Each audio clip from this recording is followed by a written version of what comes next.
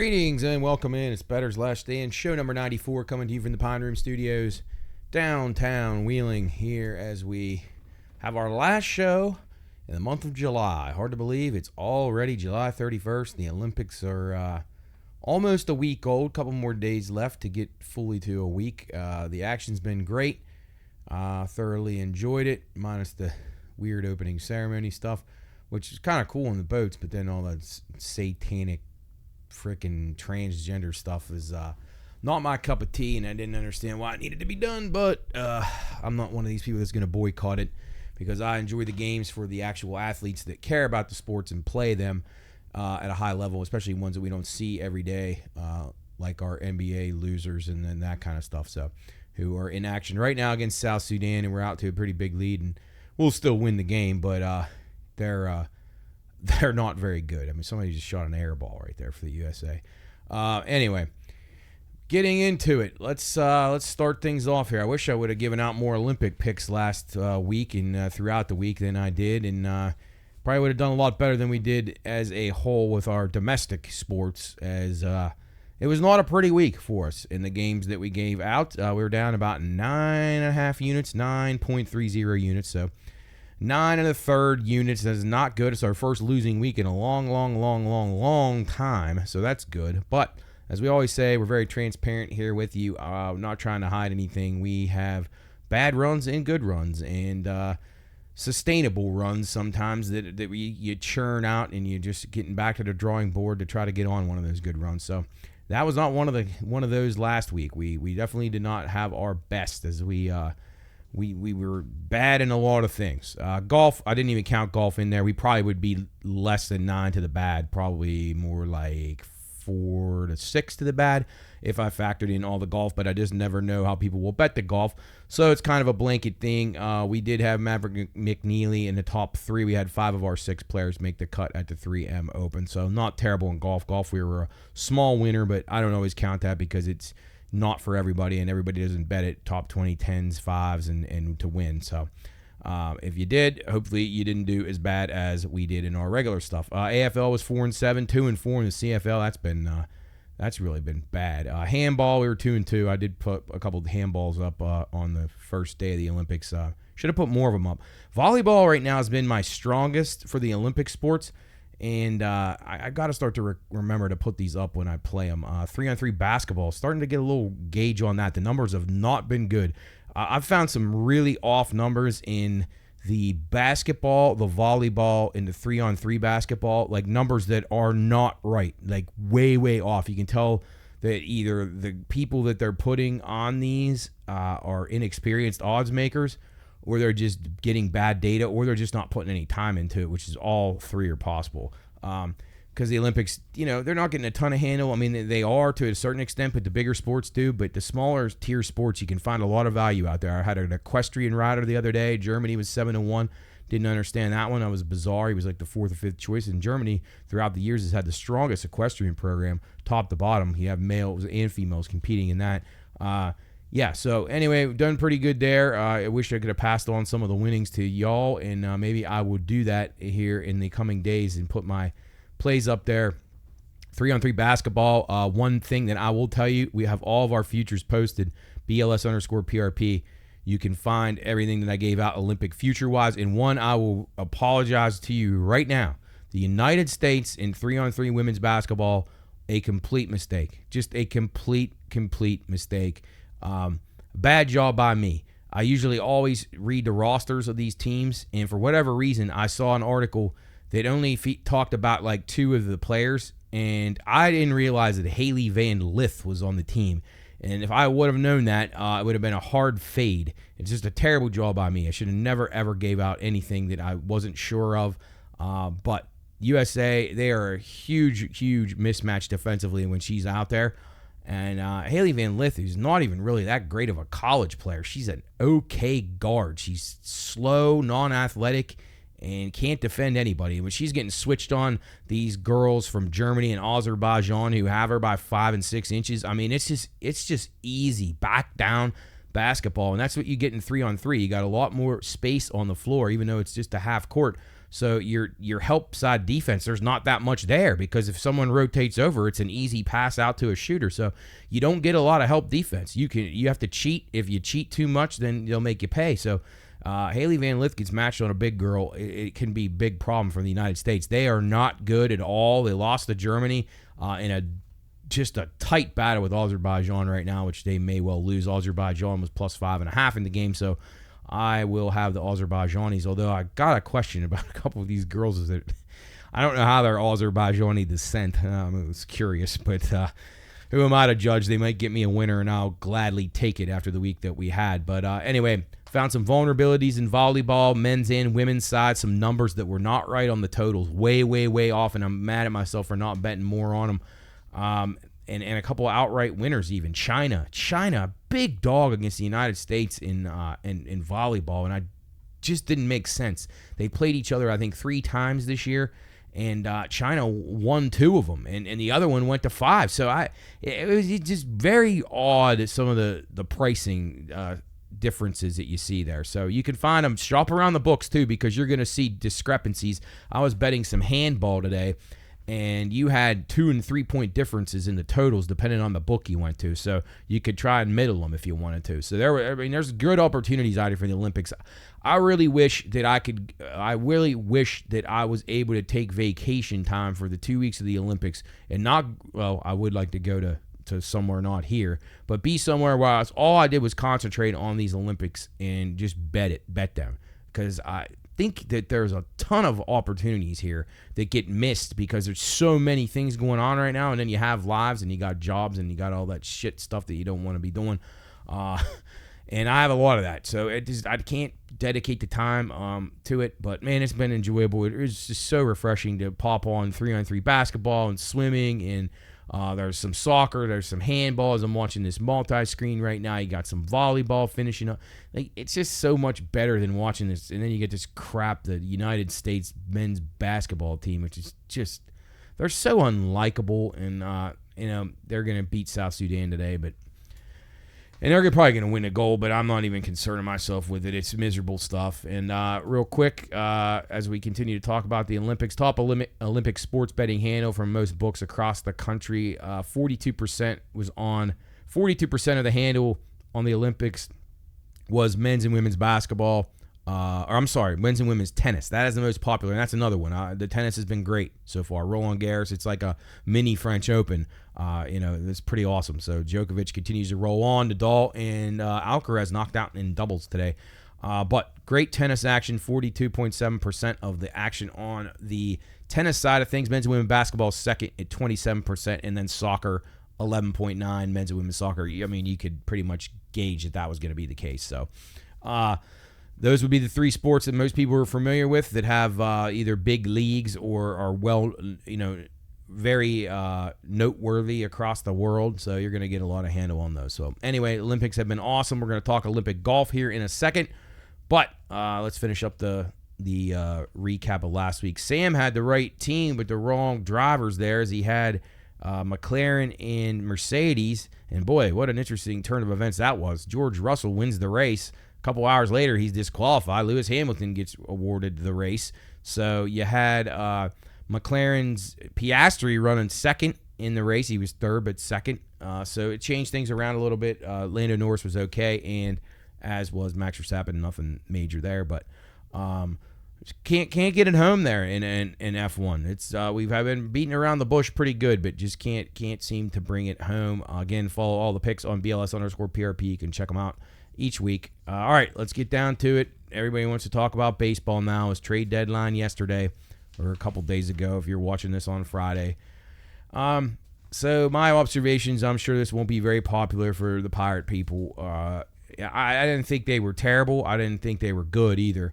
The Pirate acquisitions, they're reasonable. They're reasonable for them because the Pirates are just so cheap. And I don't mean that in a derogatory manner. I mean, actually, I kind of do. But they're cheap, and they're cheap, and they're going to be cheap. But the Pirates acquire Brian De La Cruz, Isaiah Kiner Falefa from the Blue Jays, De La Cruz from the Marlins. Those were the two big acquisitions that they got.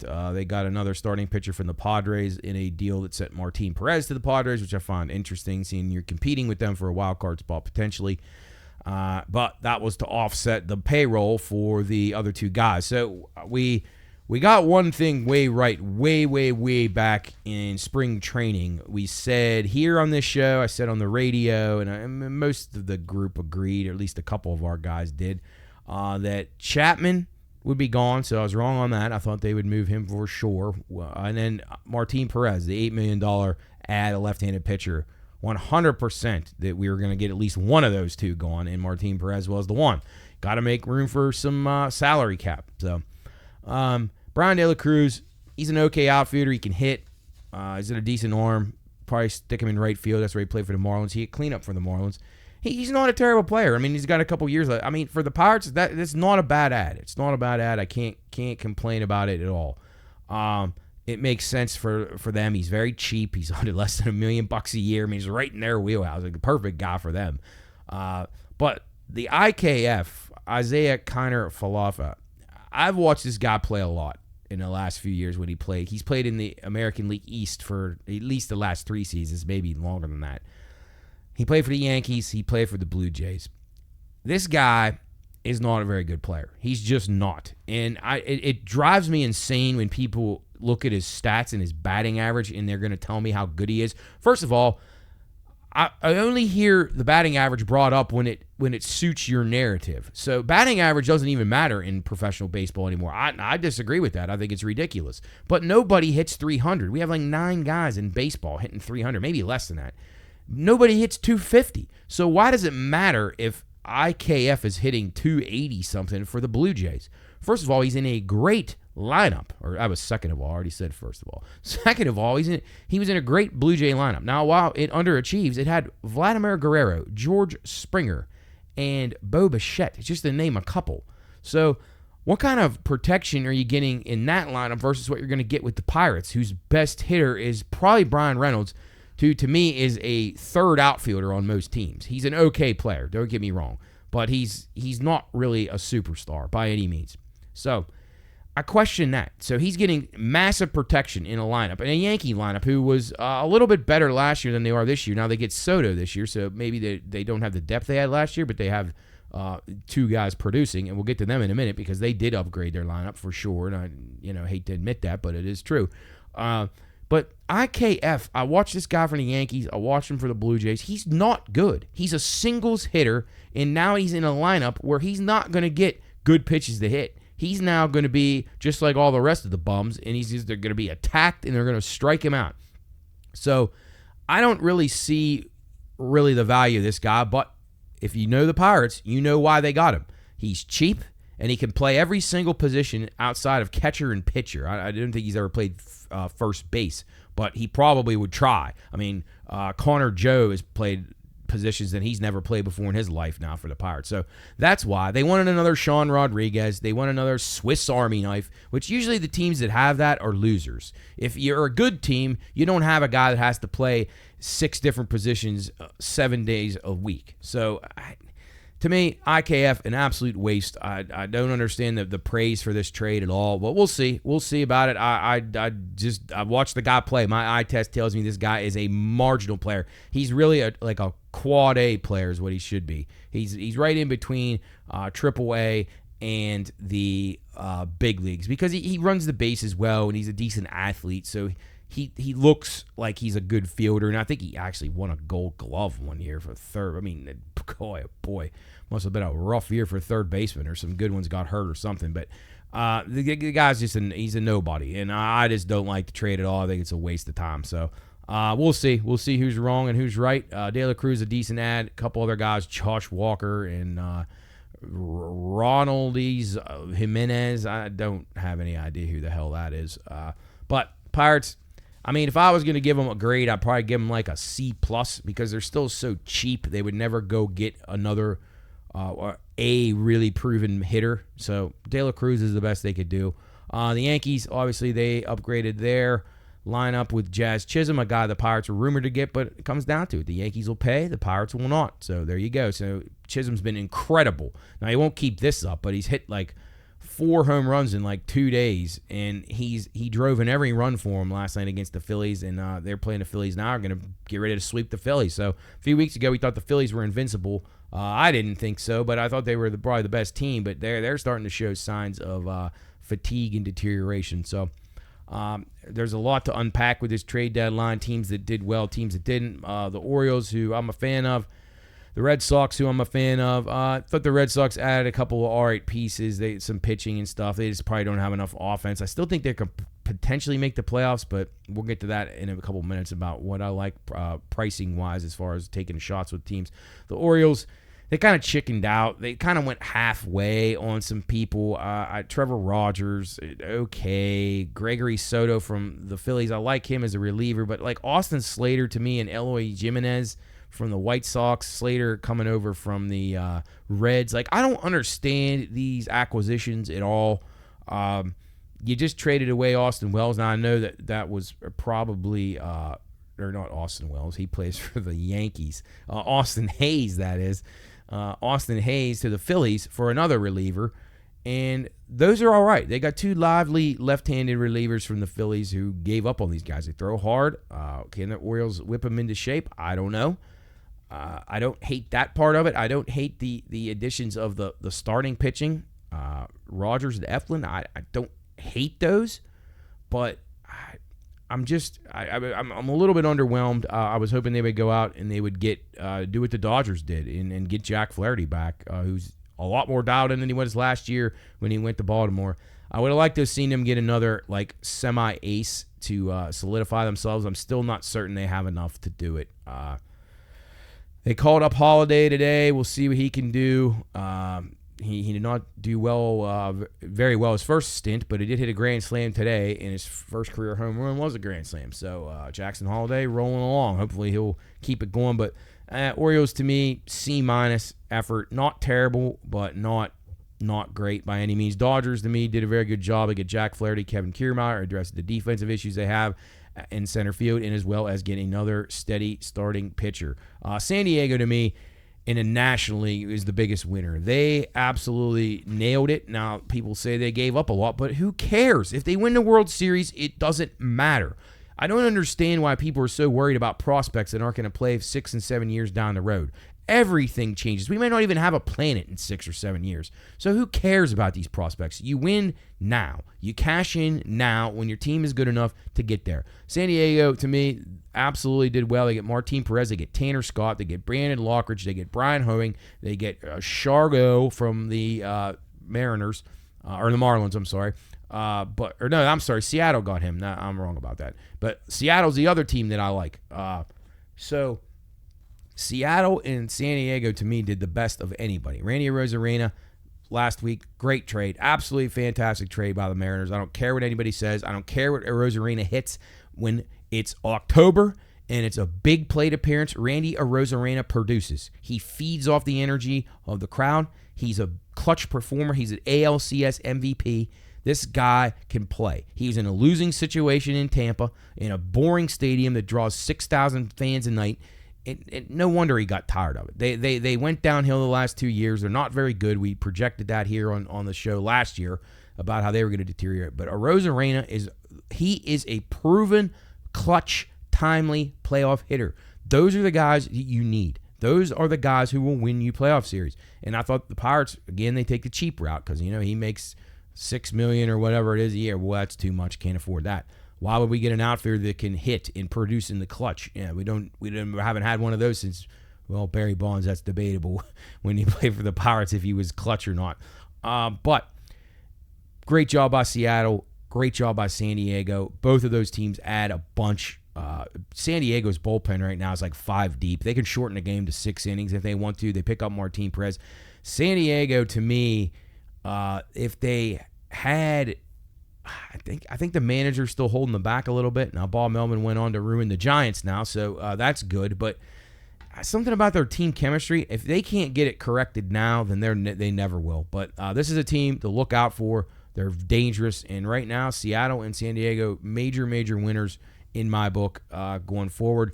And that brings me to a couple of future bets that I like right now. Seattle Mariners right now, 18 to 1. That's a big drop to win the World Series. Not saying they will do that, but I think there's great value on them to win the American League. You can find them to win the AL plus 850, or you can pick the exact outcomes of the World Series or the two CSs. So basically what that would be is you name the two participants in the World Series. And if you put together a ticket right now that would feature the Padres and the Mariners right now, you would get back 239 to 1 on those two teams would be what your bet would be. So if the Padres and Mariners made it to the World Series, that's what you get back right now. I bet that last night. It's probably dropping down now. I noticed it was a little bit lower at some places as their prices continue to drop. But the Padres at 40 to 1, Mariners at 18 to 1. Mariners to win the American League at 8.5 to 1. Padres to win the National League at 19 to 1. I would not talk anybody off a Padres ticket to win the National League West. Now, the Dodgers did get helped a lot. They got Jack Flaherty. That's going to be big for them. So they'll probably hang on to the division. But it's 5 games right now. The Padres are playing well. They're playing each other right now. They got other series coming up. Dodgers are a little bit iffy. Now, they did help themselves, as I keep saying. So I don't want to say sell out on this Padre ticket. But don't count them out. You can get almost 10 to 1. And then the Mariners, a couple weeks ago, I recommended the Astros because they were a plus price to win the West. Well, you can get the Mariners now at a plus price now. So if you hated the Astros like a lot of people do, I know most people in baseball despise the Astros. Unless you're an Astro fan, I don't. Every one of those teams cheated the exact same way as them. And they just are the ones that had to be made example of. And there's been way worse things that have gone on in baseball than that. So it's just an easy reason to hate them. But they're minus 120 now, Mariners plus 110. So you got some value now on the Mariners. American League East, Orioles down minus 105. The Yankees minus 145. The Yankees are the favorite to win the World Series in a lot of places. I just can't believe that. I mean, I know Chisholm has been really good, and that's been 2 games, and he's done well. And it's going to be a third game. They're going to sweep the. Who the hell am I? Oh, Phillies. Sorry. And I said the Yankees were the favorite to win the World Series. They're a favorite to win the American League. It's silly. It's ridiculous. Dodgers and Phillies are still the favorites to win the World Series. But the Yankees, this team is just there's a 2-man team now. Now you got Chisholm. Maybe they're a 2.5-man team. We'll see when he cools down. But their pitching's bad. Their bullpen was bad again last night. They didn't add much. They had Mark Leiter as relievers, not any good.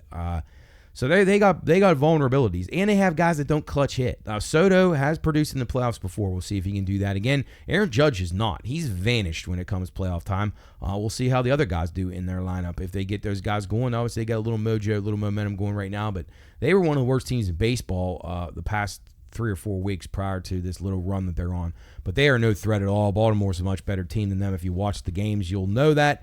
But moving on, American League West, I think, to win the World Series. I found this interesting. Plus 950. You can even find 11 to 1 out there on this. American League West, the division to win the World Series. That gives you the Astros and the Mariners. That's pretty strong bullets right there. If you get both those teams relatively healthy into the postseason, Mariners pitching's exceptional. Astros, if they get healthy, they've done it before, they'll do it again.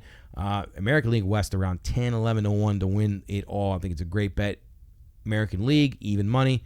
I think I like it too. I think Seattle's dangerous. Like I said, Houston's dangerous. Baltimore, if they could put it together right in their bullpen, these 2 relievers they got from the Phillies, maybe these guys find their old form, and then maybe they stabilize and they become the team that we hope for. Skeen's obviously a runaway in Rookie of the Year, probably going to be a runaway in Cy Young as well. And then some make and miss playoff notes here. So these are some interesting ones. I always like these ones because you can get these things change. They seesaw back and forth so quickly. So each day, if you like a team, if you don't like a team, you can kind of find your price by just waiting for them to lose 2 in a row, whatever, and you can go the other way and get a little bit more value locked in. Minnesota Twins, minus 345 to make the playoffs and plus 265 to miss. I think there's some value there. The Twins are not very good. They didn't do anything at the deadline. They're a boring team with very few good players. They have a couple of their good players that are good are always hurt. So their pitching that they signed during the offseason has not been as good as they thought it was going to be. So I think there's some value on the Twins to miss the playoffs at plus 265.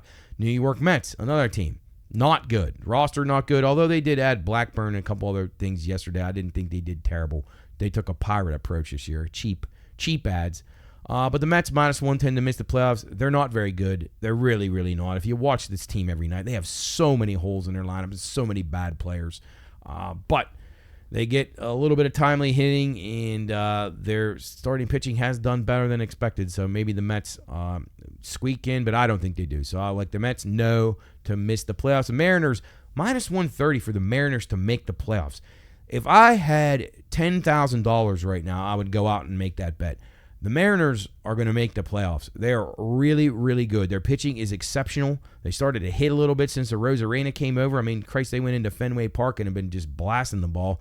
So get on the Mariners before that thing goes up anymore. I mean, they may sweep Boston, and that price might be gone. But minus 130 to make the playoffs. I mean, you're betting $13 to win 10. I mean, go bet that. That's a great bet right now. I love that bet. Red Sox to make the playoffs. Plus 210. We were even money a couple weeks ago. They've hit the skids a little bit. Starting pitching starting to show some signs of fatigue, perhaps. So don't love that as much. But 210, if you still have a little faith in the Red Sox, go for it. San Diego Padres, minus 165. Now, that's a little bit out of the range that I would go. I wouldn't want it to get any higher than that. But still, pretty good value there on a team that just loaded up on bullpen help and already has a star-studded lineup. Bogarts is coming back now and to get Tatis back. I mean, this team, they got players, so beware of the Padres. Atlanta to miss. I think Atlanta to miss the playoffs 4-1. I mean, the thing is, Atlanta's going to be fighting it out with the Cardinals and the Pirates. I mean, they're better than both of them, even with half their guys gone. So I mean, if you really, really got a good feeling the Pirates are going to go on a major run, then maybe you fade Atlanta plus 420 to miss the playoffs. So that's okay. But if you're not a Pirate, if you're not certain the Pirates have gotten over the hump, which I'm not, now I would probably hold off because the Braves may just backslide into the playoffs. The Giants, the San Francisco Giants to make it plus 605 now. I mean, this has gone up a bunch even since last time I talked about it. Still think they're alive to do it. They're better than the Pirates, even as they're assembled right now. They held on to Blake Snell. They did do some weird things, though. They sent a couple of guys away, Soler to the Braves. I didn't understand it for a team that struggles to hit. So we'll see what the Giants' mindset is right now, but I still think they're not dead and buried yet to miss. All right, this tells me either the odds makers are on point, which in these sports they usually kind of are, and I'm in the same camp here, being a odds maker myself.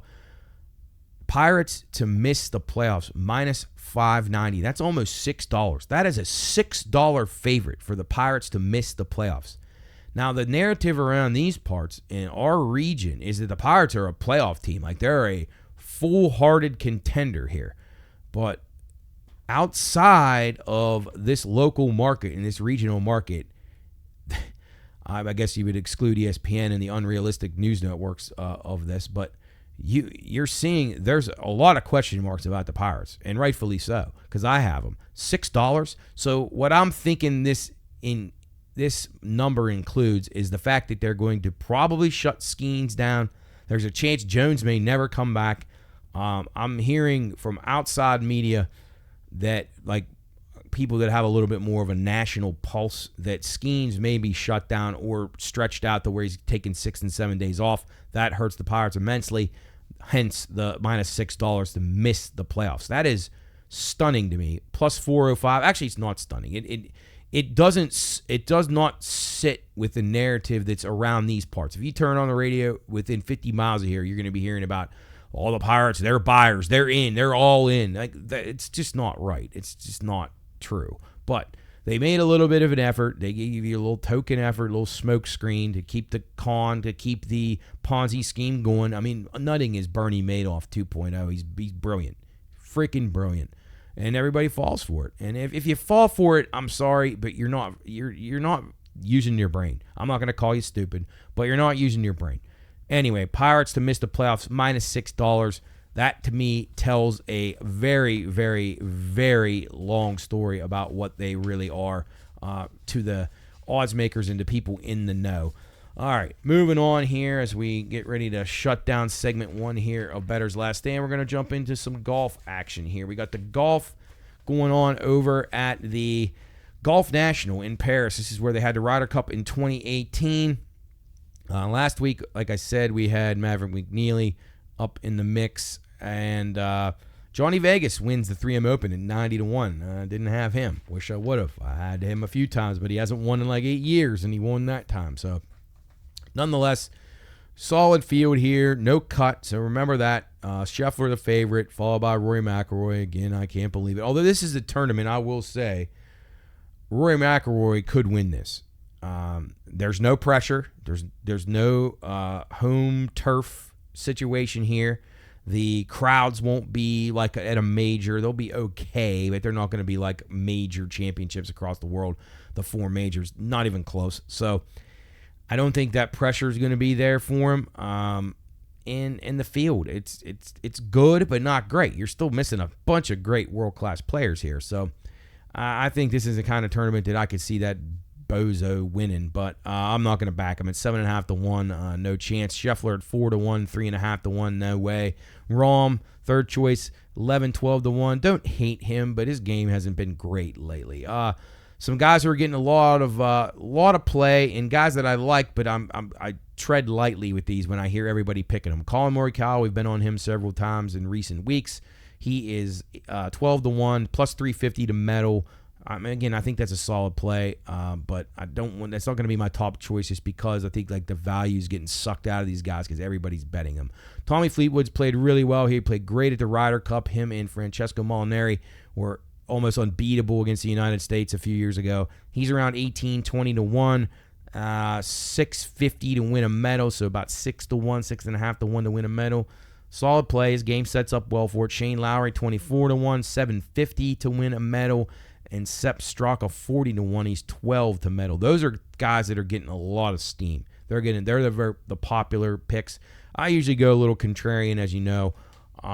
We're gonna go with a couple of guys off the beaten path here. We're gonna go with Alex Noren, 37-1. He's 8-1 to win a medal. Played well here on the Ryder Cup in 2018. I like his game. He's had a pretty good season, so I'm gonna take a shot with Noren, probably to medal and to win the gold. Mito Pereira, who hasn't had a great season. He's 200-1 and 60-1 to medal. Saw a couple articles with him and Joaquin Niemann representing Chile. Very motivated to play well in this tournament, both of those guys. Joaquin, his game's in a lot better form. He's 25-1 plus 750 to medal. I think there's some good value with him right there. So the two Chileans, Niemann and Pereira, along with Noren. And then couple other guys that I thought were worth mentioning. Matthew Pavon, the Frenchman, knows the course well, 61-1 or 65-1. I saw some places. He's 16-1 to medal. I think he makes some sense. And then Hideki Matsuyama, who's going to be my outright pick here. That's who I'm going with as my top selection. He's 22-1. He is 11-1 to medal. I think Hideki can play very well here. Great iron player's course. He's about as good as it gets. With his approaches. If he putts well, he'll have a good chance. Torbjorn Olesen, 73-1, 33-1 to medal. Like him a little bit to probably medal, probably not to win. And then Minwoo Lee, we've been on a few times here. We're like Chris, who used to pick him every week blindly. He's 42-1, 12-1 to medal. So those are the guys that we like in the Olympic golf. Hopefully you enjoy that this weekend. All the picks will be posted on BLS_PRP. So remember that each and every week. As I mentioned earlier, get off that bet with the Olympic 3-on-3 women's teams. They're really bad, and they're going to struggle a lot. Don't have anything I can give you there, but again, check BLS_PRP for all that. All of our Olympic outrights are all still intact. Nobody's been eliminated. Some of those things looking pretty good so far. So we'll see how they turn out. Everyone except for that USA women's 3-on-3. That was a bad bet by me, and I apologize to all of you wholeheartedly. It was a serious oversight by me, and I am sorry about that. We're going to take a break here. Bettor's Last Stand. Come back. Segment number 2. We're going to jump into some football action. Everybody's favorite. Yippee. We got NFC, AFC previews. We're going to talk about the ACC here, and a little CFL and Aussie rules sprinkled in as well as we push towards August here. We're actually in August when you're listening to this. So Hard to believe. The Hall of Fame game is tomorrow night. Be last night when you're listening to this on Friday. So we're right here. We're right there. Football is coming and coming fast. It's the 94th edition of Bettor's Last Stand for the Pine Room Studios. We're going to take a break. And don't forget, we got Sam coming up in the third part of the program. We'll be back in a moment.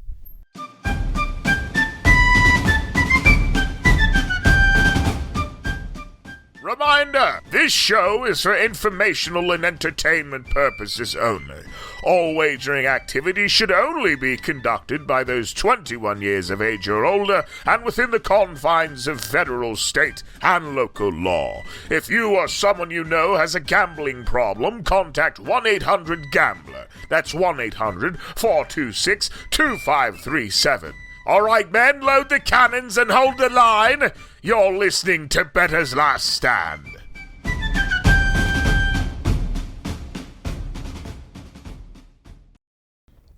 All right, welcome back in. Bettor's Last Stand, show 94. Coming to you from the Pine Room Studios, downtown Wheeling. Final day of July. First day of August, second day of August, whenever you're listening to this. It's hot outside. It's miserable. Hopefully it gets cooler soon.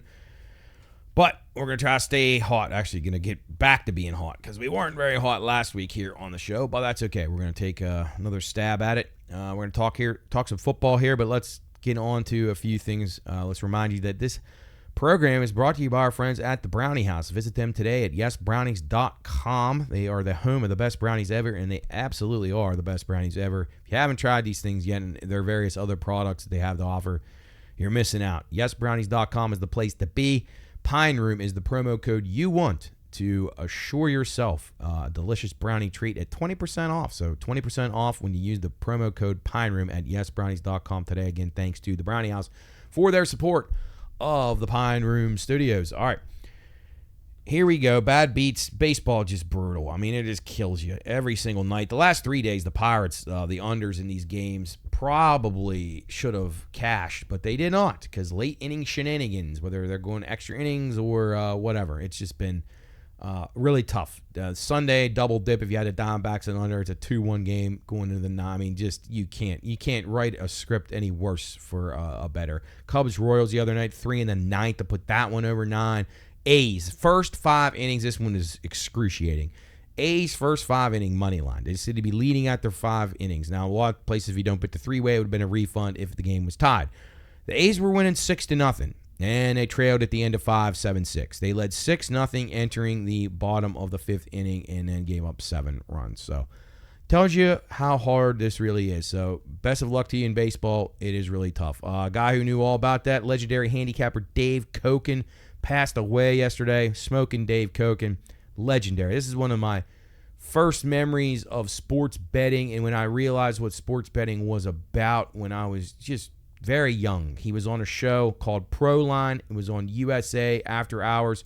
A lot of times when I would get up for hockey practice or even in the days when I started to have to go to work very early for events and things, and you're getting up at 5 in the morning and you're turning on USA and you see this Pro line where they broke down games. They gave you picks. You could buy more picks from them, but you had Scott Spreitzer and Jim Feist and Dave Koken, and I mean, just legendary guys in the industry, whether you think they're full of it or not. They were salesmen, but they did know their stuff. And I know that they sell picks, and that can be frowned upon, and they don't win as much as they say or whatever. But Dave Koken, great personality, was a cool guy. He always wore the Payne Stewart, Bryson DeChambeau hat, and he always had his shades on, and just a nice personality. Guy from the East Coast, moved to Vegas a long time ago, and was on Proline probably all 36, 7 years it was on.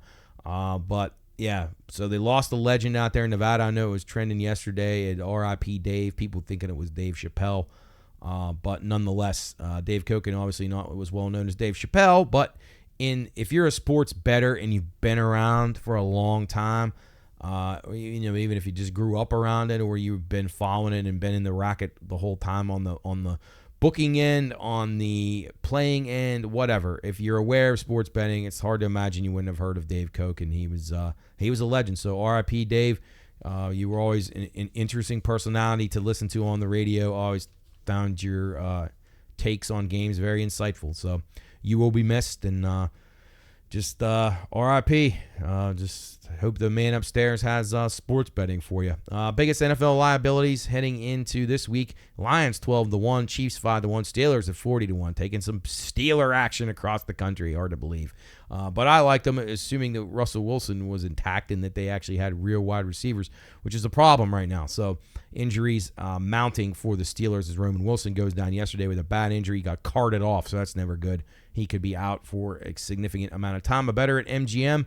Bet $20,000 on those very same Lions, 12-1 to win the Super Bowl. The bet pays $240,000. Oh, my goodness. I like the Lions this year. I'm pretty high on them. We'll see how they do with the target on their back, though. It can be tough.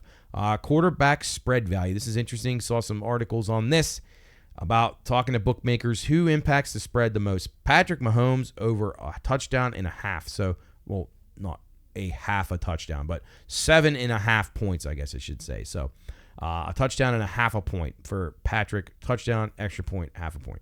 Pat Mahomes, 7.51 value to the spread. Josh Allen, 6.8. Lamar Jackson, 6.78. Justin Herbert, 6.35. And Jordan Love, of all people, just got his giant, ridiculous contract. 6.04 on the spread value for quarterbacks. So that's interesting. Mahomes, obviously the best. No question about that. The White Sox have now lost 16 straight games in Major League Baseball. They are 27-83. During this 16-game losing streak, if you would have bet against them the first day of that losing streak, I think was the Twins, bet $100 on them.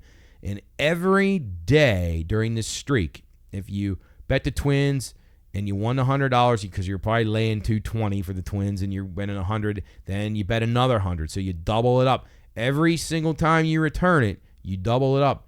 You would be up with a $100 wager. Remember this. It was only $100. $100 wager, doubled up for 16 straight days. You win whatever that pays, you're rolling it over. Roll it over. Roll it over. $213,000. I probably would have stopped at $100,000, but nonetheless, tells you the way these things go, how they can snowball with teams like the White Sox. So crazy stuff there. As I mentioned earlier, the Olympic betting handle looking pretty strong in tennis, basketball, and soccer. All right, let's not waste any more time. Let's get into it right now. We'll start. Let's go with the college football first. So we're going to go to the ACC. This is a conference that's really bad, but in my heart, I'm a Miami Hurricanes fan. Most people know that. I have been for a long time. Miami is not very good. However, this year, they have the largest NIL pot of any team in college football. So they're paying their athletes the most of anybody. Will that benefit them? I don't know. But I think they are among the teams to beat in this conference. I don't think it's a very strong league by any means. And I'm going to keep this brief because I'm not going to bore people with stuff. But Florida State, just so-so. Clemson, think they'll probably be down a little bit. Miami, I think, trends up. Louisville, probably an over for me with 8.5, leaning there. Virginia Tech, a team that I've been fading. They're experienced now. 7.5, their win total, like them a little bit. NC State, probably an under bet for me on their win total. North Carolina, I think they're bad. California, the couple teams that come in from the Pac-12, California and Stanford interest me. They're kind of getting slept on. And remember last year, the Pac-12 was a pretty damn good league, and they returned some players. So I think Stanford over 3.5, and I think California over 6 are pretty solid plays. But my top plays here, lean Miami to the over, possibly the Hurricanes to win it. I know I'm conflicted because I want them to. I don't think that they probably will because of crystal ball, but they are very good. They got some very good. They got a great running back, and they got a pretty good quarterback. So that helps a lot. We'll see how the whole payment structure works out. Sometimes that can cause a lot of animosity. North Carolina under 7.5. I think that's a good bet. As I mentioned, Cal over 5.5. Pitt, probably Pitt under, but I think that Mountaineer game will kind of be the teeter-totter game there. So I don't hate Pitt as much as I did last year. Duke under 6, I think, is a good one. Wake Forest under 4.5, I think, is a good one. And then Stanford over the 3.5. Those are my favorite plays in the ACC. Duke, how about this one? Duke had only 5 scholarship linemen starting the spring season, so that's never good. So you got to watch out there. But I'll post all these plays at BLS_PRP as we push towards the beginning of football season here, and sticking with it, let's talk a little NFL action before we move on. I talked about these on the radio as well, a little bit more at length, but my best bets in the AFC and NFC West here. So we start out with the AFC West. Kansas City is my pick to win the division. Their total's 11.5. I think they'll win at least 12. I mean, they kind of were disinterested last year. They're going for a three-peat now. Maybe the focus will be there. The Raiders are taunting them already. That's not good. They're going to have a heightened awareness about the Chargers with Harbaugh. So that tells me that they'll probably be very engaged. And then Denver's just two easy victories probably. Although Denver has played them tough, and it's the NFL, so anything can happen. And Denver can cover these spreads for sure, but will they win the games? I'm not so certain. So we're going to go with the Chiefs to win 12 games and win the division. We're going to go with the Chargers over their 8.5, and I think they'll win 9 or 10 just based on having just a more organized plan, better line play, all that kind of stuff. No play on the Raiders, 6.5, probably right at 6 or 7 for them. And then Denver, my best bet in the division. I think they win 4 tops, and that's a stretch. I would probably lean to 3. So Denver under 5.5, I think, is an absolute slam dunk of a play. Moving to the NFC West, San Francisco obviously going to be good again, no question about it. They're an organized operation. They're a veteran-laden team right now. This is their last real year of their window with a affordable quarterback to be able to go for this. So 11.5 is their win total.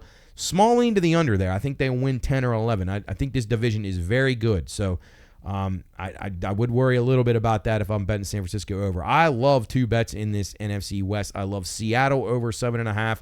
I think they will win at least 8. They could win 10. I love this new coach that they brought in from the Ravens. I think he's going to do a great job. He's going to toughen that defense back up. And if Geno Smith can play adequately, I think Seattle is a very, very good chance of being a playoff team this season. And then in the division as well, the Rams, 6.5, their win total. That's really low.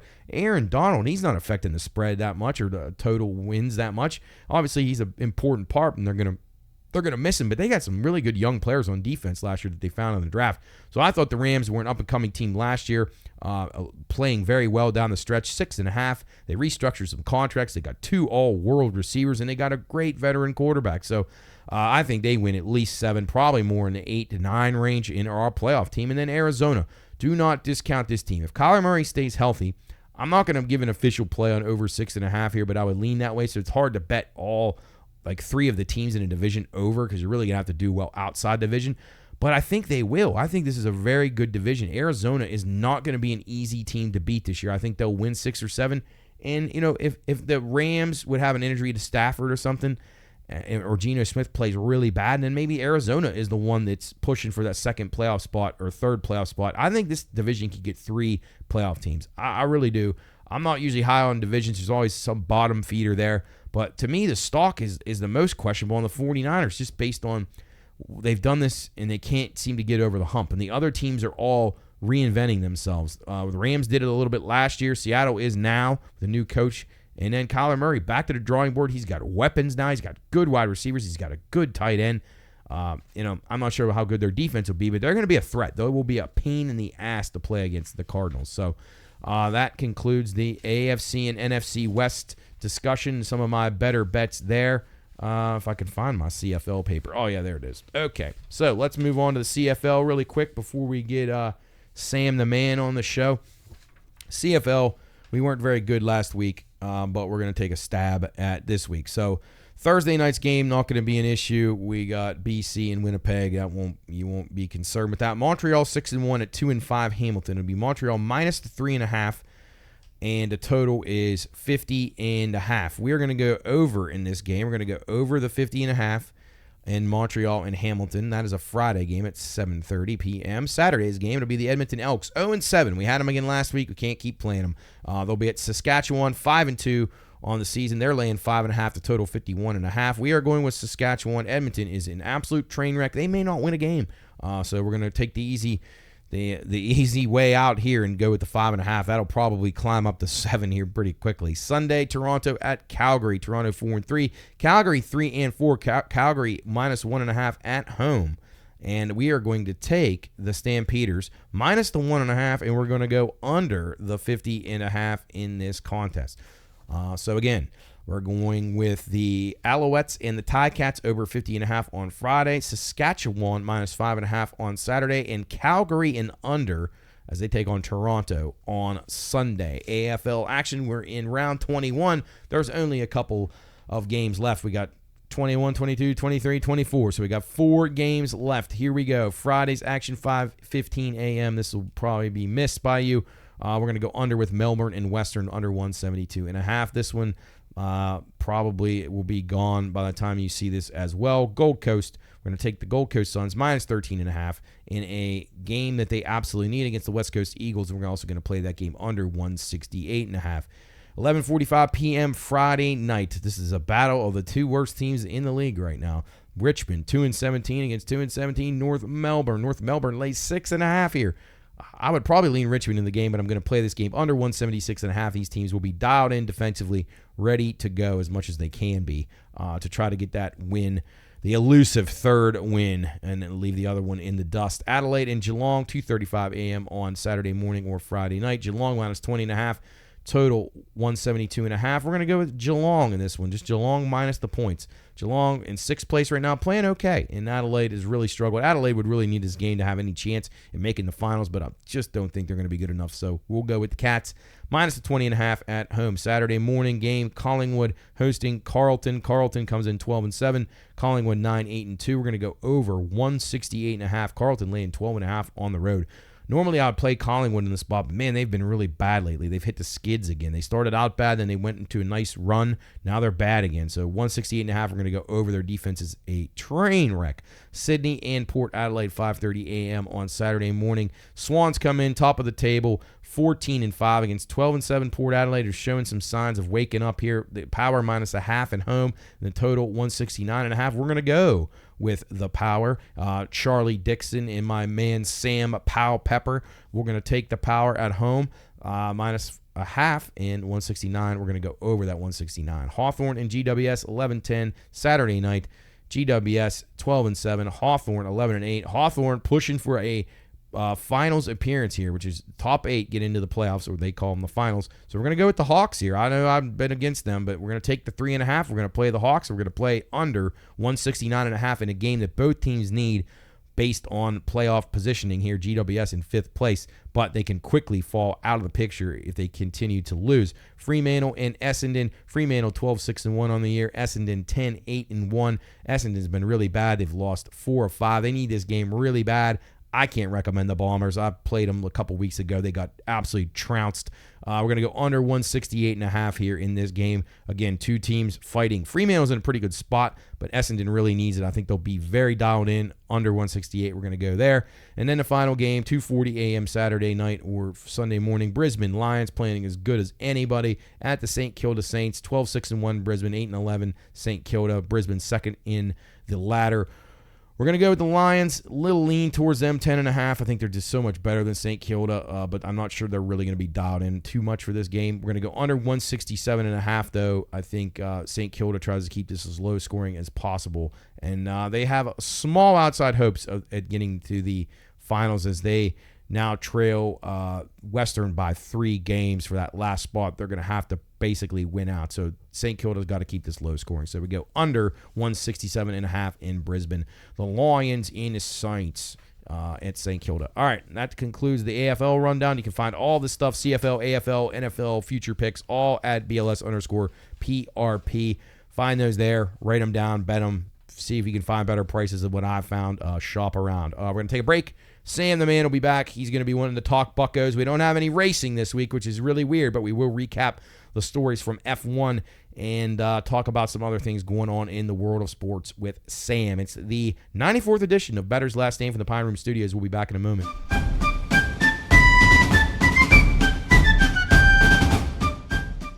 Reminder, this show is for informational and entertainment purposes only. All wagering activities should only be conducted by those 21 years of age or older and within the confines of federal, state, and local law. If you or someone you know has a gambling problem, contact 1-800-GAMBLER. That's 1-800-426-2537. All right, men, load the cannons and hold the line. You're listening to Bettor's Last Stand.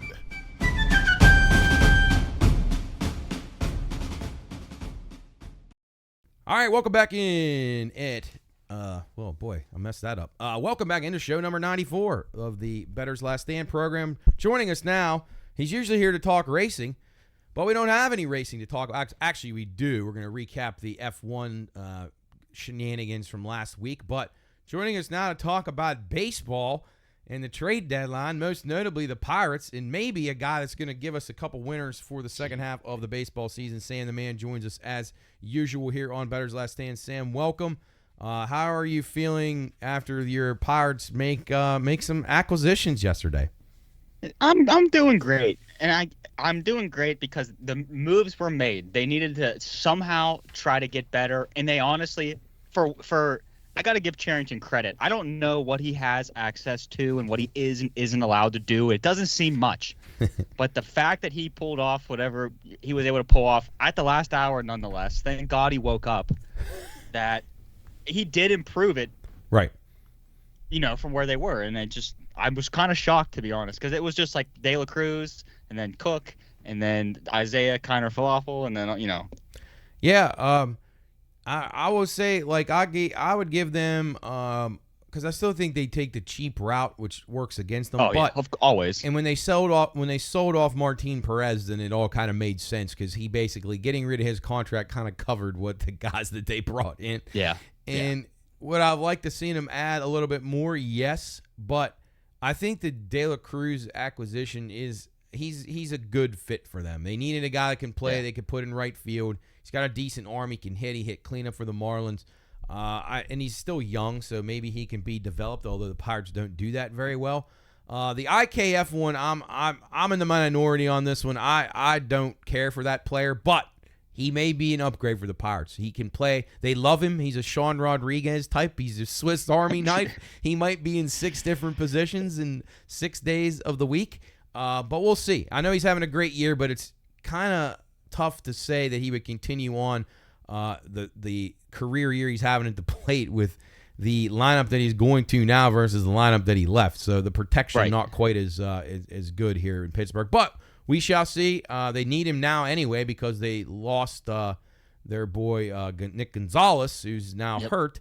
So I'm sure he'll slot in at second base. So, yeah, no reason to be somewhat hopeful that the Pirates can stay in the race. What were your observations on some of the other teams across the league, or especially the teams competing with them for these wild card spots? I mean, the deadline was active, but it was depressing up until 5 o'clock because we did not make any moves, and we just saw people continuously get better, try to get better. It's like, hey, man, these are not going to be a lot left with, at 5:30, and it ended up being great. So, but the other moves that were made, Matt, I mean, there are so many teams that are pushing to get into the playoffs. I don't remember it ever being like this. No, I think that's what Major League Baseball wanted when they added that other wild card. Like you said, it was like down to the finish line. You're seeing things popping up, and the Dodgers, of course, were at the very last minute, like they did so many times in the last few years. They get Jack Flaherty. They solve an issue they have in center field. They actually had 2 guys. They got 2 outfielders in the last week with Kiermaier and Edman. So I mean, they're probably still the team to beat or close to it because the Phillies now have taken a little bit of a backslide here. And, here's the thing. The Phillies, they don't have the trade deadline now to address their issues. They kind of passed. They sold off some 2 power left-handed arms to the Orioles who, had not done great for them. But they throw hard enough that if they are able to get it on track, could be beneficial for Baltimore. So the Phillies could be a team that gets kind of left in the dust, wouldn't you say? They didn't really do anything to improve their team. I mean, they got Austin Hayes from the Orioles, which they needed another outfielder, and he's solid, but they're slumping a little bit right now, and their pitching is kind of really went downhill in the last couple of weeks. Yeah, and the thing that the Phillies are lucky that the Nationals and Marlins are in their division. Sure, yep. Because they stink, and the Braves and Mets, they made moves. The Mets are still in it. Yes. But I think you're right. I think the Phillies, they've played a lot of baseball these last couple years. They've relied on these same guys to keep doing it over and over and over. You can't keep doing that. No, it's really tough, and you do make a great point about the Nats and the Nats not full-scale sellers like the Marlins. Right. They sold about their entire roster. Did you see their payroll, Matt? $14.7 million after the deadline. Yeah. Yeah, Crazy. so, I mean, they got a ton of prospects back. Them and the Rays, I guess that's what they do. So we'll see how that turns out. I'm in the camp of try to win now. And one of the teams that I thought did a great job addressing, actually not even that they had needs, but they basically set themselves up for a playoff run with the acquisitions they made, and that's the San Diego Padres. I thought their bullpen acquisitions were great. I think getting Martin Perez was a nice little add-on there for a guy that can give them some starting pitching depth. Once these guys start to get healthy with their position players, you got Bogarts coming back. Tatis will be back. I tell you, they're playing pretty good right now anyway, and the Padres, to me, are a team to keep an eye on. Right now, I like them quite a bit in the National League. What are your thoughts on the Padres? Yeah, I love that call because, when they first started to revamp the Padres and they were signing all these guys to these huge contracts, it was like, all right, where are they getting this money from? They can't keep doing this. And it's sort of like settled down. And they had every corner piece for the franchise that they needed, and they've just slowly added pitching. They've slowly added, like, Jerks and Profar, players like that. And I think, Matt, we're onto something here. They could be the World Series winner. I think their pitching is elite. Their bats are elite. Dylan Cease is getting in a groove, and you want him on the groove now as opposed to earlier. Yeah. I love it. You're going to get guys, and I've not always been a fan of this guy, but like Darvish will be coming back. Like Musgrove, like they have guys who have been in big spots before, and if Cease can keep what he found here in his last few starts going, and it's bullpen, I mean, they're getting to the point where you only got to get 6 innings right now, and they have like 5 stud arms coming out of the bullpen. Can make these games really short in the playoffs. That is such a huge value. If you remember, the Royals kind of did that in the year that they won it. I mean, if you didn't get them early off their starter, you weren't getting them in the late innings. They were just lights out. And I love San Diego right now. To me, they won in the National League. They're the biggest winner. And then in the American League, I think Seattle did really well. I thought the Arozarena ad was huge. I like a couple of the bullpen pieces that they got. They got another veteran in Justin Turner. I think the Mariners and the Padres, I said earlier on the show, if you put those two in the World Series right now, it pays 239-1. So I'm going to sprinkle a little bit on that. What were your thoughts on Seattle and then some of the other teams in the American League? Yeah, Seattle's just like a sleeper team. I think baseball doesn't do a great job of letting you know what teams are dominant right now and what teams aren't. So, you see Seattle require these players, and it's like, all right, what position are they in? They're in first. They're trying to finally make that push. I love the Arozarena move. A team that disappointed me a little bit was the Royals. Yeah. I thought the Royals would have made bigger moves because I think they're relying too much on Witt, Perez, these young guys. Their pitching's been pretty, it's been all right, but I just think the Royals and Twins, one of those two teams I think is going to have a huge drop-off. Yeah. Really separate from the Guardians. I'm with you too, like on the Royals. Like I thought, because their president and their GM, they were pretty vocal about being aggressive, and they really weren't. I mean, they got Paul DeJong, experienced guy. He's an all right player, but I mean, Lucas Ekberg, not a real big acquisition there. I agree with you. I thought the Royals kind of just bowed out. I'm not sure what they're doing as far as going all in this year. And you're right about that Cleveland will probably end up pulling away. I agree. Minnesota, I've never been high on them at all, and I'm even less high on them now. They're just losers. Like they don't really ever do anything of substance. I don't really know their identity of their team. Like they'll go out and they'll sign all these guys in the off season, and then they won't make any moves at the deadline. So they kind of tell you the two different things. Like, we're going to try at the beginning of the year, and then they're actually in a pretty good spot, a playoff position, and they don't do anything. So I'm totally down on the Twins. I agree with you, and I am disappointed in the Royals. What did you think of the Orioles? I will say I didn't think it was terrible, but I didn't think it was as good as it could have been. Yeah, I mean, I thought the Orioles, I think they're just solid all around. It's hard to add to a team when you're pretty solid all around. Yes.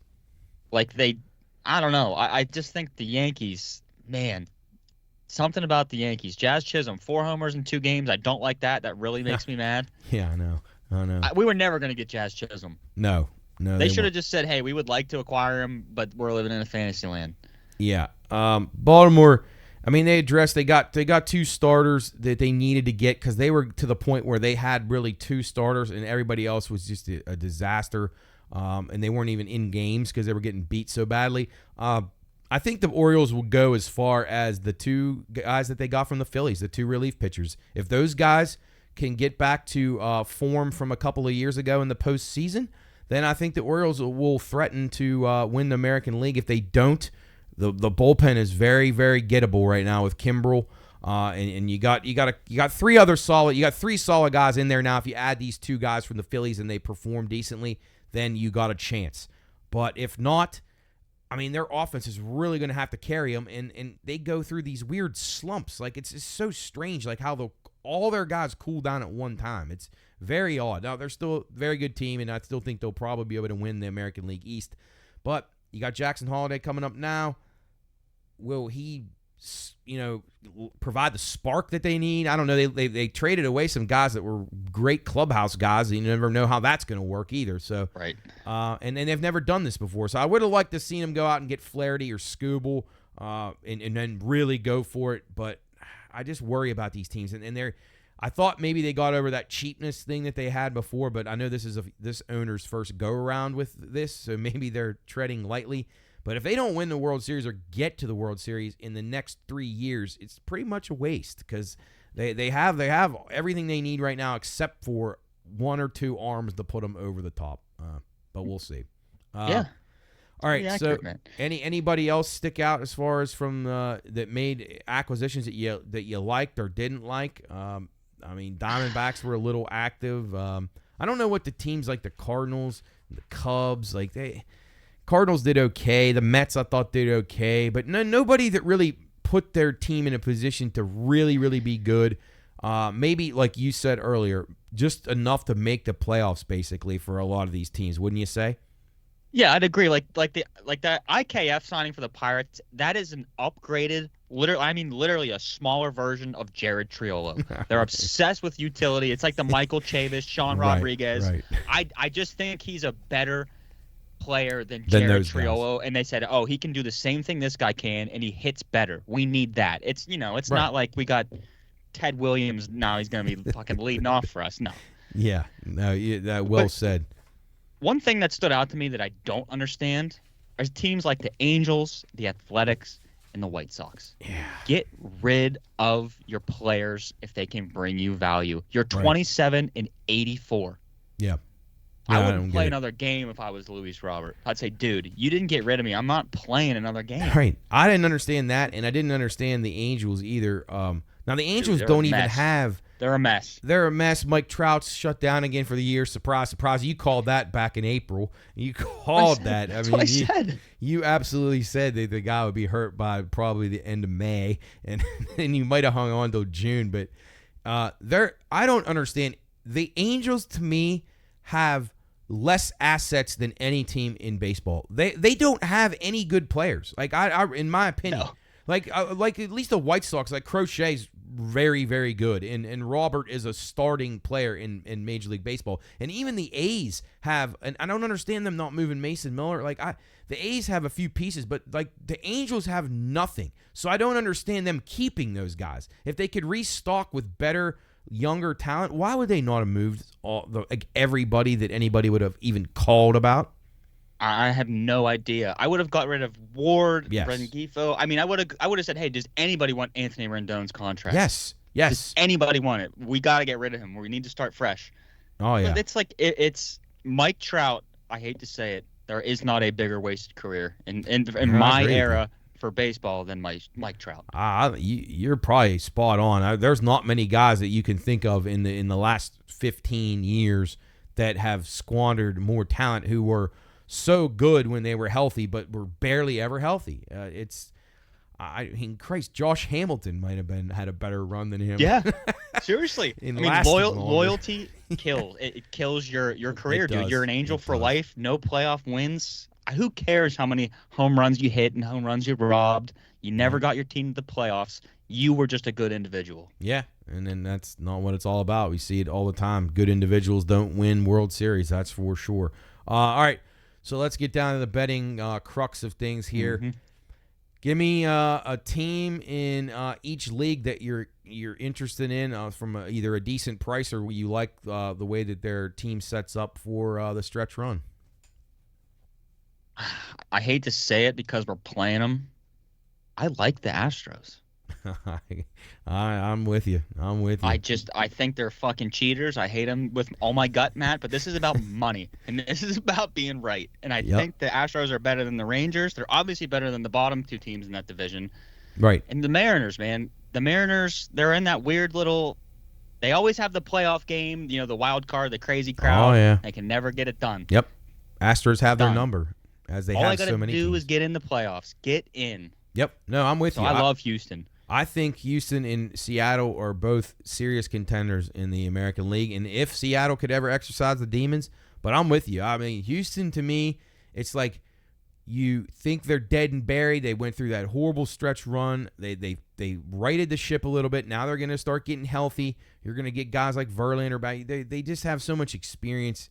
And when something about it in a playoff atmosphere in that stadium, they just come through. I mean, Altuve is a different guy in the playoffs. That's what's so neat about that. I mean, even if people hate them, but like that dude takes his game to another level. It's like what Arozarena did for Tampa. We'll see if he can do it for Seattle. But those kind of guys, Sam, in Pirate fans, we don't see that ever. It's like guys who can get to that spot and actually perform. Like we haven't even seen Aaron Judge do that yet, perform in the playoffs. No. So. I mean, there's something to be said. If you can do that regularly, like David Ortiz and, like I said, Altuve and all these guys over the years that have done it, it's tough to do. And when you have guys on your team that can do that and raise their game, you're never out of it. So I love that pick with the Astros. How about National League wise? National League. First of all, I gotta go with the hometown team. I'm pulling for the Bucks, but honestly, the Braves are gonna win the East. I think that they are loaded. Them adding Soler. Do you think they can track down the Phillies? Ooh, I really do. I like it. Okay. I really, really do. I think the Braves are very, very good. Matt Olson's had a terrible year. He has. If he can get any bit hot, I think Riley's getting grooving. I think they went back-to-back a couple times today, I believe. Yeah, so it's interesting they you did. mentioned Matt that. Olson and Travis Darnett went back-to-back twice today.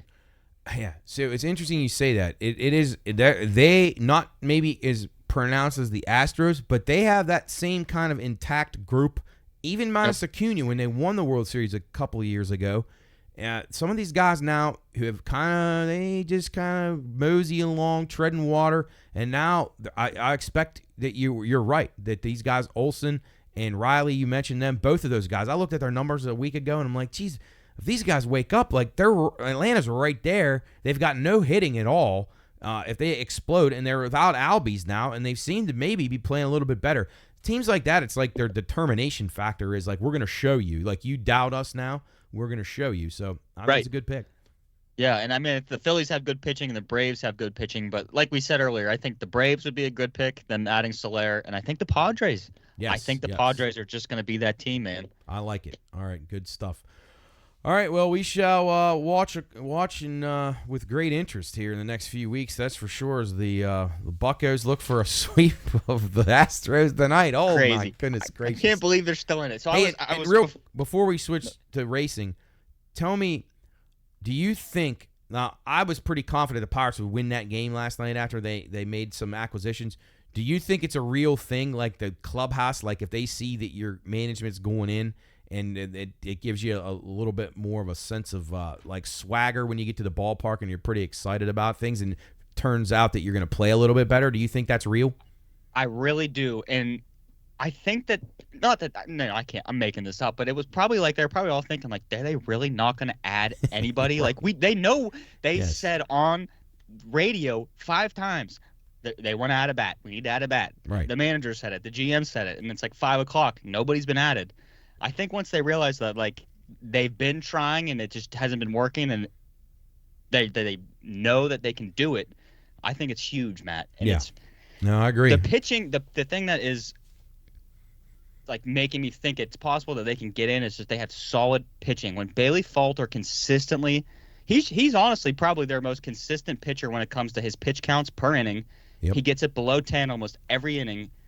I really think that they can anchor down with that staff and sneak in. Yeah, I think that they're really, if they didn't go out and get anything, it would have been really a big waste. I still would like to see them add one more little bit of a pop bat.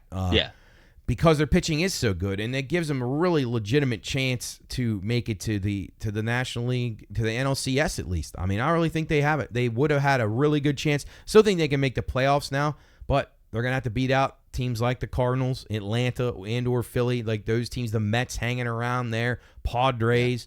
So, yeah, we'll see. Lots of excitement in store, hopefully. We'll see in the coming weeks. I was going to ask this. So do you think, no matter what, playoffs, no playoffs, how it goes, that they want Shelton around for this magical 2025? Matt, 2025, I've heard about it for 5 years. Do you think that they don't want to like start fresh manager-wise, and it's like no matter what, that's the 2025 guy? I mean, I would say they're probably going to keep him because, Christ, the guy's getting talks about being manager of the year right now. And we know if you watch the games every night, that's what drives me crazy about all these prognosticators. It's pretty clear who watches the games and who doesn't. Like, Shelty's lucked into a lot of things that have went right here in the last week or two. But, like, he's made some blunders that could have cost them games time and time again, and he has cost them games. So you and I know other people may not, and he may get manager of the year, and you ain't firing the manager of the year if you want to or not, especially when he's that cheap. So, no, I think I would think he will start the season next year, and I think it will give them a good scapegoat if things start to go, south towards the midway point. So I agree. We shall see. Speaking of some other people that are going south, Team Red Bull, non-victors again. This race was pretty interesting. We have Lewis Hamilton declared the winner a couple hours after the race ends. George Russell disqualified from action, but the story of the day again, Mercedes. Incredible run again. They were outstanding. The McLarens were very, very solid. And Sergio Perez continues to let everybody down, and Team Red Bull has some problems. All right, so thoughts on the Belgian Grand Prix last week, Sam? I really don't know why they're keeping Perez around. Yeah. I don't get that. They know he's the weak link. He hasn't shown up all year, and Max needs another teammate right now. He does. Like, that's the thing that I think is worrying the most, is that Max is struggling, and he doesn't have any support or anybody to defend him. It's just 2v1. If you want to attack Max, you certainly can do that. And I think that is their bigger struggle right now, is how do we protect Max and not make him a hot-headed, like lunatic out there. Yeah. It's probably a good thing that the summer break came when it did for Red Bull, I would say. Yeah, I agree. So Ferrari continues to just baffle me with their usual mistakes. Like, I thought they had two really good cars again this week, and they never really contend for wins anymore, because now you have not just Max ahead of them, you have now Mercedes 2 cars and McLaren 2 cars, and when you out execute or when you are out executed by those teams, you're not going to be able to beat them. So what Ferrari was, they were just faster than the other teams other than Red Bull for the past couple of years, and that's why their guys would occasionally win races. But now you're seeing it. When it comes down to it, Ferrari, they're kind of going, like we said last week, they're like plateaued, and everybody's went past them. So I think you've mentioned it a couple of times to me about Lewis maybe regretting his move here. I mean, the Mercedes now has a lot of, the stock is way up on them right now. Matt, if he really is leaving, that's the number one seat. That is the number one seat in F1 right now. I mean, they're not back to championship quality they were, but God, they're close, man. Right. They have really, really done something. I don't know what they figured out, but I love it. Yeah, no, it's great. And then Piastri drove an incredibly good race again, so he's been good. Lando Norris had a bad starter. He probably would have been a little bit better. Still drove fine.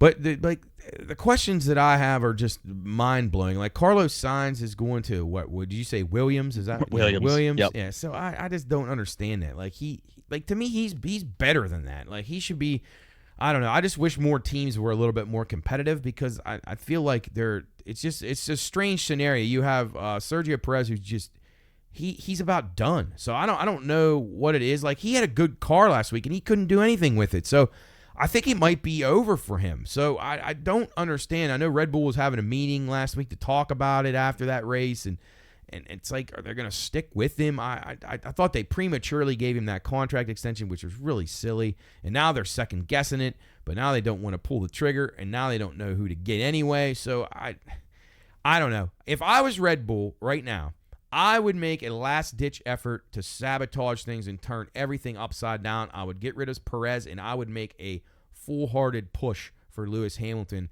seeing he was ready to leave to go to Ferrari, try to bring him to a Red Bull and have him team up with Max. It doesn't hurt, and they have the money. You know, Right. the top 3 teams that would be competing for Lewis Hamilton have the funds to acquire Sure him. they do.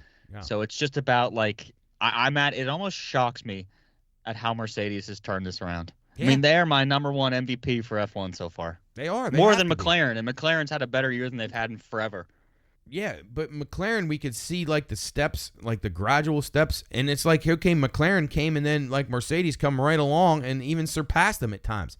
And you can see a small difference too, the veteran caliber of driver that Lewis Hamilton is, having him on the team, whereas Lando and Piastri both young still. Piastri obviously very young, and they're getting better. And these guys, I mean, honestly, next year you could tell me McLaren may be, with Hamilton moving on to the less consistent Ferrari now, which is weird to say. Weird. But you're saying McLaren now, to me, next year would be the team to beat. Like, they're the team that may have a shot of winning the Constructor Championship next year. I'd love that. I would absolutely love that. That would be what F1 really needs to just get new life. Right. Max did it. He's not a bad driver. He's incredibly talented. Lewis did it, his championship run. I need different things. I need new winners. It's like NASCAR. You get new winners all the time. I need new winners, and they've been giving it to me. It's been incredible. No, and one of the things that can lend to that is getting a guy like Sergio Perez out of a really good car. Get him out of there. Right. Carlos Sainz led 7 laps last week. He had a pretty good car, and his team, with weird strategies and tire decisions, end up putting him at a disadvantage, and it's so frustrating. So we'll see if Hamilton can bring some stability to Ferrari next year. The McLarens are going to be good. The Mercedes questions now have been answered, but now the drivers now who they're going to have, like, will George Russell continue to be will he be the number 1 guy there, or are they going to get a guy that's going to be equal to or better? I don't know where they go. Daniel Ricciardo's talked about moving places. Like, I don't know what's going to happen here. I wouldn't even care if they brought back Valtteri Bottas. I still think that guy's a better driver. I wouldn't either. He'd be right back up in the top 5. Yeah, he would be. But it is good. See, we're at least able to have a discussion about this, whereas for the last 2 years, I feel like it was just Max and everybody else is playing for second, and it got kind of boring. But with Hamilton going to Ferrari and McLaren being solid, and you still got Max, and now if Mercedes gets a second drive, like, there's the 4 teams right there, and you only have one dead spot in there, and it's Sergio Perez, and I like him. I like Checo. Like, I got nothing against the guy, but it's time. It's you're done, dude. You gotta go. Like, yeah, and if they do get rid of him, I know this isn't how it works, but it should. Logan Sargent's got to go with him too. Oh, yeah. I mean, if that's the standard of how you keep a seat, I mean, Logan Sargent should have, obviously he should have been let go. Sergio Perez would get picked up by another one of these teams, I would imagine, for sure. I mean, he can't possibly be worse. He could just walk down to Sargent's car, honestly, and say, hey, man, give me keys. I'm in. See ya. Give me your uniform. I'm in. Yeah. Zhou Guan Yu, he was the first to go out of the race, so Matt, he didn't catch the on bet my there. sheet, on my bettor's last stand note card I had last week, I have first to DNF. I have Stroll and then Guan Yu, and I didn't pick him. Oh, heartbreaker there, Zhou Guan Yu. It is a heartbreaker. Yeah, that would have been a nice one there, as he had a hydraulic failure. George Russell's disqualification. What sense did you make of that? Did they know the whole time? That's what I because he was far and away like faster than the other cars with in bad a way tires. that didn't. Yeah, with worn tires. Right, and it was just like, all right, this is weird because you're never driving like this with your, with worn tires and this late in the race. Like, it seemed odd. Like, do you think that they knew that they cheated the weight? I think they do. I would say they almost had to have because, well, like I told you, when I was watching the pre-race and you were doing outside work, like the discussions with the team presidents were like completely backwards. Like, Mercedes had no faith in their cars. They weren't good enough. He did say, well, we made a few late adjustments. We'll see if they're good enough. And then McLaren saying, oh, our cars are locked in right now. We think both cars will be contending for the win. Well, it was the complete opposite because the Mercedes were the better cars all day long. Now, Piastri drove his ass off, no question about it. But I couldn't understand how most of the time, as you know, tire wear means so much here when these cars are pretty similar and you got two good drivers. So George Russell had tires that had like 20-some more laps on them than Hamilton, and Hamilton could not even cut into the lead. So to me, it was like a weird anomaly. I didn't necessarily go to the cheating immediately because I figured, well, if Hamilton's cheating and they're both cheating if they would both be. Right. So maybe they were just better than everybody else. But it didn't make it. In hindsight, looking back, it's like, man, it was as weird as I thought it was because he couldn't get run down. And usually the guy with the fresh tires, especially when they're the same car, an adequate driver is going to pass the guy with the more fresh tire guy is going to pass the guy with the less fresh tire. It's just the way it goes. I mean, it's like it happens in NASCAR every week. Sure. Oh, look at that. Fresh tires, guy gets passed because he has more tread. And I remember I caught the end of the race, and George was flying, and I thought, this is weird. It didn't make any sense. Why is he driving like he has like the freshest tires ever? Yeah. Now it makes sense. I had messaged you and said Lewis is the most likely winner of this race because I thought for sure his tires were going to give up. I mean, it just there's never been a race that we watched that has had a guy hold on like that. It's very rare especially for the open wheel guys. You just don't see it. Occasionally you may see that in NASCAR if a guy just couldn't get a good enough run and he couldn't pass. But in the open wheel, that just never happens. So never. But now they left us starving for more. It was another exciting race, and we got to wait like a month to get another race. We will have NASCAR back next week, thank God, Richmond. But yeah, I mean we got nothing till the Dutch Grand Prix on the 25th of August, and then we got Gateway for the Indy Cars here in a couple of weeks. So slowly but surely we'll be getting back. Thoughts on the Olympics? I knew you and I talked the other morning. It's nice to have some good stuff on, some interesting sports on early in the morning when we wake up. Yeah, it's a thing of beauty. I mean, I check out equestrian, ping pong, fencing, badminton. You know what I mean? I'm all in on everything. Anything competitive. Volleyball, shooting. Like that girl from Korea that was shooting. Yeah. Dude, movie star. Yeah. That girl was awesome. Yeah, no, I love it. I love the Olympics. Yeah, I really do. I'm enjoying it. I know it gets a lot of criticisms, but these athletes, you can't criticize them for what the stupid organizers did. If you liked or didn't like, I don't care, but it's not their fault. Like Sam said, the shooting girls, like these girls, they wait for one opportunity in their entire life, or at least every 4 years, to where they're going to be on a stage where guys like us even watch them and read their name. And that's awesome to me. They're not doing it for money. They're not like these ungrateful NBA guys. It's just nice to see. There is like a little bit of purity left. Right, and it's like Chase Budinger. Yeah, right. He played in the NBA, and he was like, I'm so good at volleyball. Yeah, I'm just going to play volleyball. Like, that's so awesome. It is. And they never talk about that. Yeah. They never talk about that. Nope. It's crazy, but good stuff. All right, Sam. Well, thanks, as always, for the great insight. Hopefully we get a few winners in MLB going forward. Best of luck to your Buccos tonight in this weekend. And we will talk to you next week. Yeah, man, absolutely. It was a pleasure as always, Matt. Go Bucks. All right, go Bucks. That's Sam the Man checking in, Upper St. Clair's finest. That'll do it for us here. Pine Room. Oh, I almost said Pine Room on the Watchdog. Well, it's been a long day. Bettor's Last Stand, show 94. That's what we're trying to say. Get on over to yesbrownies.com today. 20% off your order with the promo code Pine Room. You're going to want to use that immediately. We got our Football Friday shows coming up here in the near future on the Watchdog. You're going to want to check those out. Monday, Tuesday, and Friday are our regular spots as always.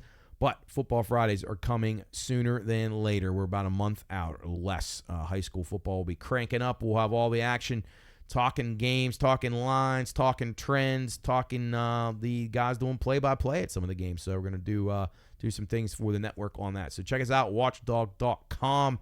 You can get the stream anytime. Listen to our recorded shows as well. And you can find those at the watchdognetwork.com, as well as the pineroomstudios.com, where you can check out the latest blogs. Jarrett put one up about the Pirates, of course. Soup put one up about the House of the Dragon, which has been exceptional. If you're a Game of Thrones fan, check those out immediately if you're not paying attention. But yeah, we got blogs going up every couple of days from the guys across the Pine Room Studios. So hopefully you're enjoying those as well. BLS_PRP is where you want to go for all your Bettor's Last Stand action at the Pine Room Studios on social media, on the YouTube page. But you can find everything on the website at pineroomstudios.com today. So Shoot us an email, send us a text on the radio line, whatever you want to do. Reach out, let us know what we're doing good, what we're doing bad, and if you want to argue or you want to pat us on the back, we'll take anything that we can get. All right, that'll do it for us here. Bettor's Last Stand Show 94 from the Pine Room Studios. We will see you next week. Best of luck. Enjoy the Olympics. Enjoy the baseball. Enjoy everything sports, but stay out of that heat. We'll see you next week.